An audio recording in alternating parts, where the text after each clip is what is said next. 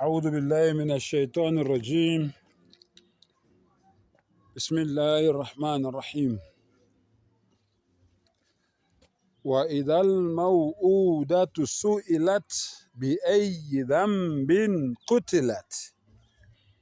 Cela Allah angivikele kusathane ongathandwa. Egameni lika Allah onomusa onesihawu. Ngelanga lokwahlulelwa Allah uthi zonke lezi ngane lezi enizibulalayo ngizozibuza ngelanga lokwahlulelwa, nani senginibeke la ukuthi bi'ayyi dhanbin qutilat, sonosini mntwana owawusenzile esaze saphoqelela ukuthi ubaba wakho akuphike okwalidela ukuthi uma wakho azakubulale. Sonosini owawusenzile. Allah uthi ngizozibuza lezo ngane lezo. And omunye umuntu angazibuza ukuthi ingane eyafela esiswini, eya-aborthwa, eyabhonculwa, Allah uzobe eyibuza kanjani? Iyobe iphendula kanjani leyo ngane le? Iyobe izwa ini? Lalela-ke. Unjengalwazi uMuhammad sallallahu alaihi wasallam uyasitshela ukuthi zonke lezo ngane lezo ezabulawa zisencane ngelanga lokwahlulelwa zobe zina 12 years. Angithi umntwana ona-12 years kwazi ukukhuluma. Zobe zina 12 years. Ingako wena mzali uyobe ungasayiboni ingane yakho ngoba uyobe ungayazi. Allah uyozobe eyitshela ukuthi nangu umzalo wakho, nangu ubaba wakho, nangu uma wakho. Awuhambe kuyokhuluma nabo ke bake bachaze. Mhlambe wena bazokuphendula.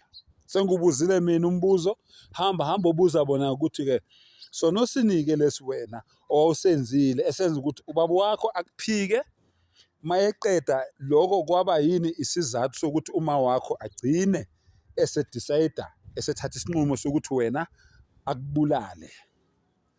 Bafowethu, ngisaphinda futhi, yekelani ukubulala izingane, azinacala lezingane lezi.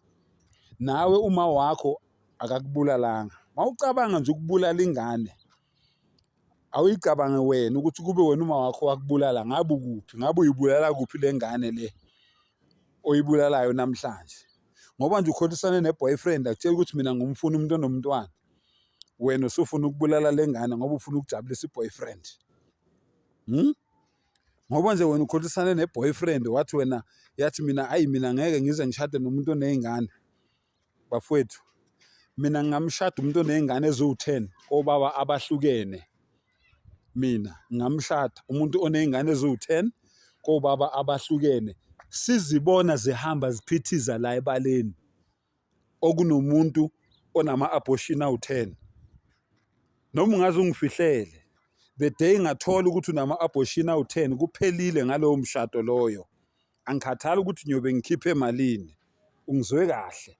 Ngithi mina umuntu oney'ngane eziwu-10 siyibona igijima la ebaleni, ezinye mhlambe zamphunyuka zashona, hhayi ngoba eyibulala, ngamshada lowo muntu loyo.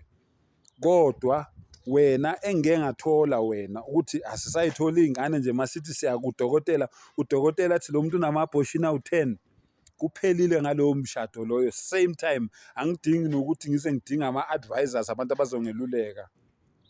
Angazi noma ungizwe kahle, ngoba izingane nazo zinelungelo lokuphila njengoba nawe unelungelo lokuphila. Ngiyabonga.